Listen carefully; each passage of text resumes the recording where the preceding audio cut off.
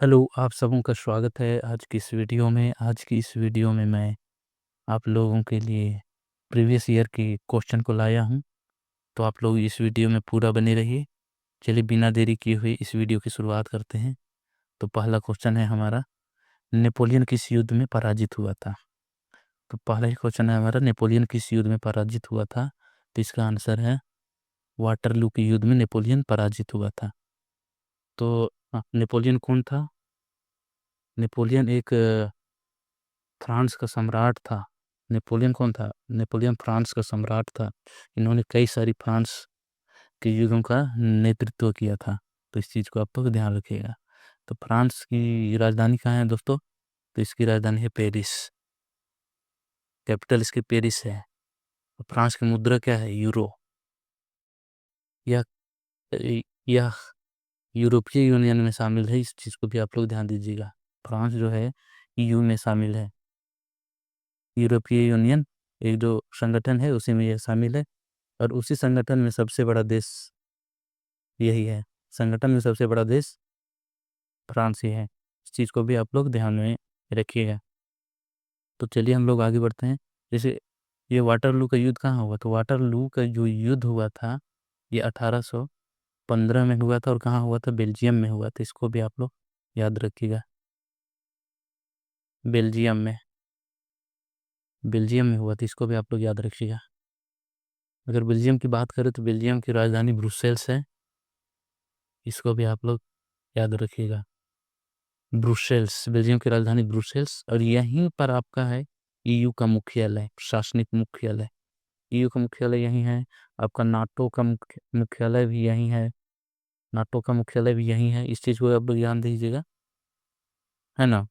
तो ये अच्छा रहेगा, पूरा कवर करते जाएंगे। तो एक बार फिर से देख लेते हैं। जो फ्रांस नेपोलियन जो हारा था, नेपोलियन के जो द्वारा युद्ध किया गया था, ये वाटरलू का युद्ध लड़ा गया था कहाँ? बेल्जियम में 1815 में।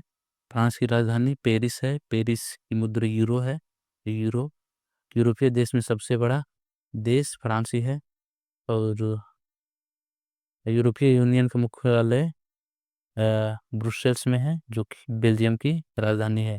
और नाटो का मुख्यालय भी ब्रुसेल्स में है। इस क्वेश्चन में इतना ही। चलिए आगे हम लोग बढ़ते हैं। अगला क्वेश्चन अगला क्वेश्चन है हमारा, उड़ीसा की सबसे बड़ा उड़ीसा की सबसे बड़ा खारे पानी का झील कौन सा है? तो इसका आंसर कौन होगा? उड़ीसा का सबसे बड़ा खारे पानी का झील, तो इसका आंसर चिल्का झील होगा।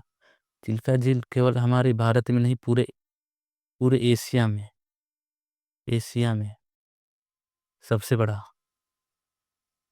खार सबसे बड़ा सबसे बड़ा खारे पानी का झील है।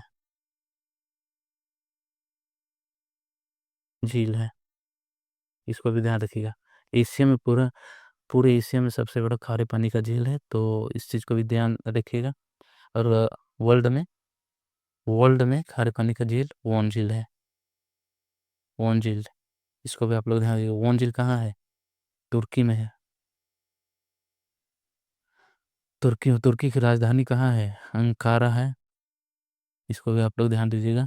और तुर्की की मुद्रा मुद्रा की बात करें तो लीरा मुद्रा है। इस चीज़ को आप ध्यान रखिएगा। और तुर्की को ही यूरोप का मरीज कहते हैं।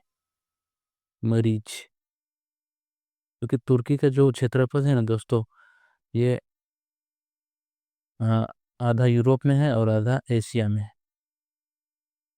इस तरह से है। तो इसीलिए इसे तुर्की यूरोप का मरीज कहते हैं। तो ये डल झील के बारे में थोड़ा सा देख लेते हैं। डल झील हमारा जो है ये जम्मू कश्मीर में है, जो कि अभी वर्तमान में ये हमारा केंद्र शासित प्रदेश है। और डल झील को ही श्रीनगर का गहना कहा जाता है। इसको भी ध्यान दीजिएगा। डल झील को श्रीनगर का गहना कहते हैं। और वुलर झील भी, ये भी आपका जम्मू कश्मीर में है, जो केंद्र शासित प्रदेश है। वुलर झील भी जम्मू कश्मीर में है। ये एशिया का सबसे बड़ा मीठे पानी का झील है। जम्मू कश्मीर, ये जो वुलर झील है एशिया का सबसे बड़ा, अरे यार, सबसे बड़ा मीठे पानी का झील है।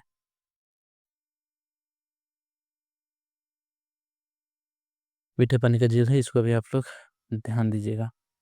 तो इतना हो गया हम लोग का। और अगर उड़ीसा की राजधानी बोले तो ये भुवनेश्वर है। भुवनेश्वर, उड़ीसा की राजधानी भुवनेश्वर है। तो चलिए, इस क्वेश्चन में इतना ही। अगले क्वेश्चन की ओर हम लोग बढ़ते हैं।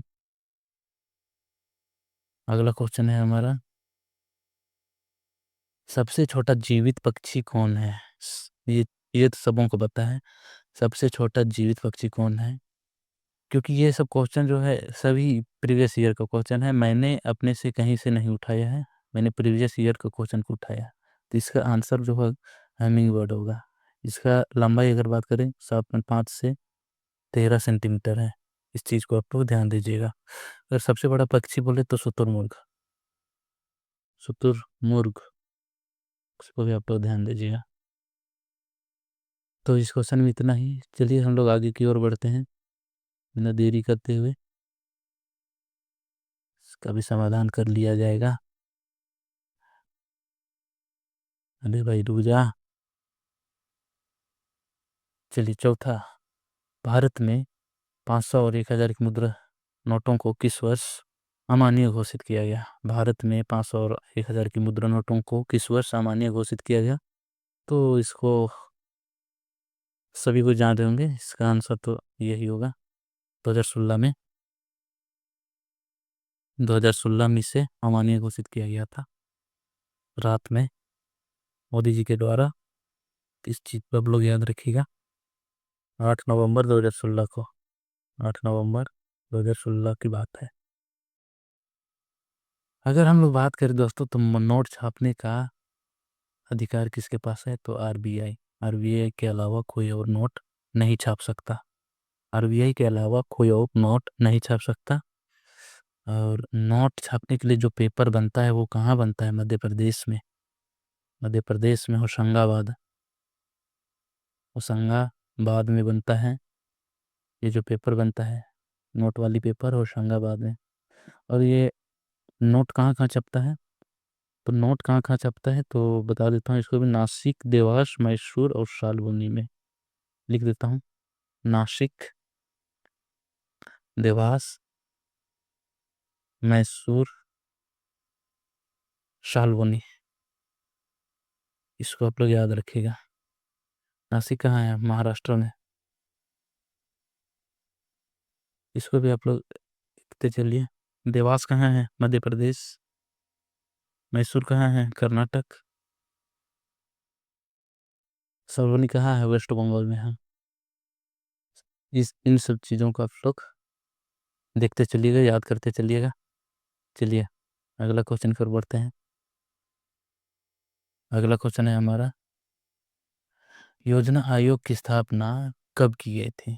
तो इसका आंसर भी बहुत कोई को पता है, बहुत कोई को नहीं पता है। तो इसका आंसर हो जाएगा, योजना आयोग की स्थापना आपका 1950 में की गई थी। योजना आयोग क्या है? गैर संवैधानिक संस्था है। गैर संवैधानिक संस्था है जो क्या करती है? संस्था है, क्या करती है? केवल योजना बनाती है। केवल योजना बनाना का कार्य।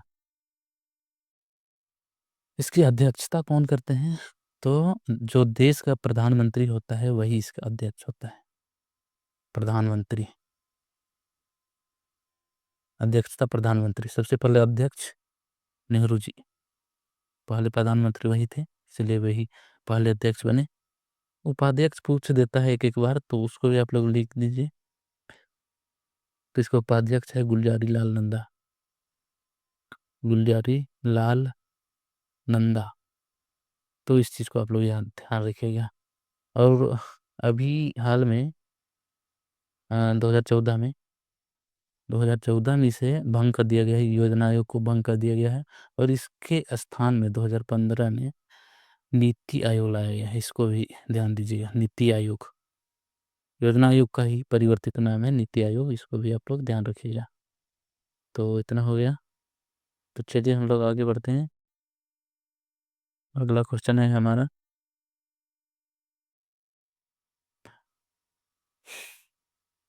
MiG-21 उड़ाने वाली होगी, हाँ स्पेलिंग एरर है, थोड़ा देख लीजिएगा, अकार होगा।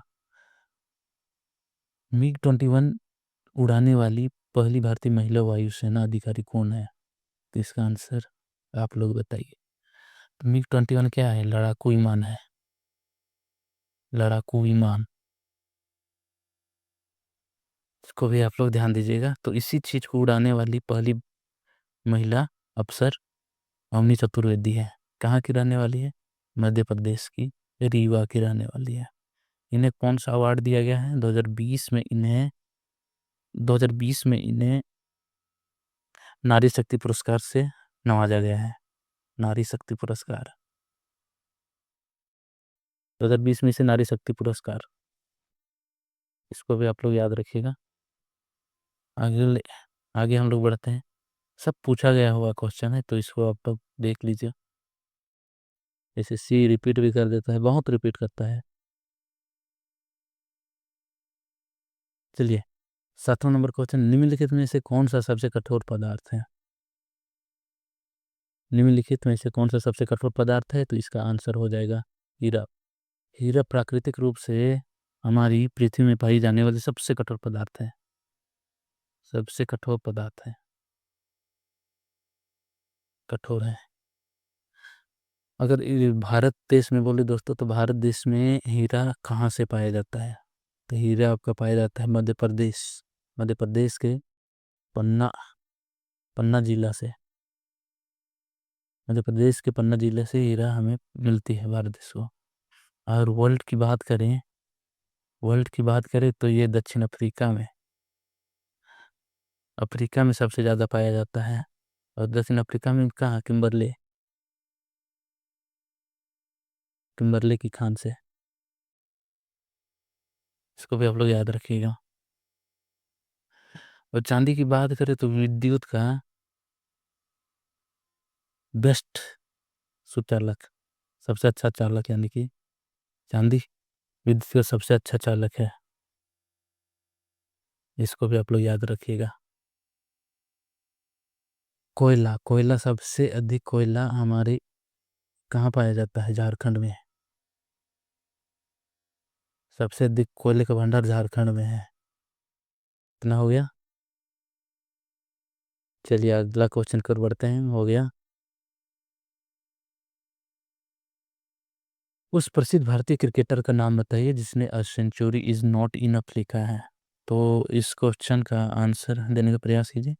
असल में a century is not enough पुस्तक का लेखक सौरव गांगुली जी हैं, जो कि आप लोगों को पता ही होगा।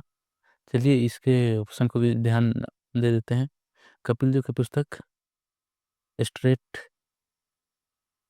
Straight from the heart, Kapil Dev की पुस्तक है स्ट्रेट फ्रॉम द हार्ट, बहुत महत्वपूर्ण पुस्तक है, इसको ध्यान दीजिएगा। और एक पुस्तक है इनका cricket my style. Kapil Dev ही 1983 में जो वर्ल्ड कप भारत जीता था उनके कैप्टन था। इसको भी आप लोग ध्यान दीजिएगा। सचिन तेंदुलकर जी का पुस्तक कौन सा है? इनकी पुस्तक है प्लेइंग इट माय वे। सचिन तेंदुलकर की पुस्तक है playing it my way. Sunil Gavaskar की पुस्तक की बात करें, वनडे वंडर्स। सुनील गावस्कर की पुस्तक वनडे वंडर्स है, वनडे वंडर्स इनकी पुस्तक है। तो इतना आप लोग ध्यान दीजिएगा।